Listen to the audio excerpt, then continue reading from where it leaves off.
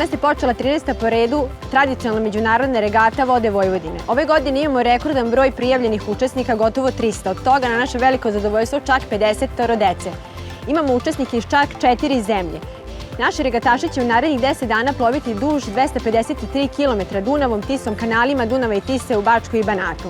Ono što je interesantno jeste da će regataši ove godine po prvi put proći kroz rekonstruisanu prevodnicu Klek, koja je dobila svoj stari sjaj i status istorijskog nasleđa zahvaljujući sredstvima iz IPA projekta prekogranične saradnje Srbije i Rumunije. Ovogodišnji slogan regate Kanali plovni za ravnicu plodnu sugerišu na značaj održavanja i očuvanja naše kanalske mreže. Vode Vojvodine su ove godine odvojile rekordnih 4 milijarde dinara za obnavljanje postojećih i izgradnju novih sistema za odvodnjavanje i navodnjavanje.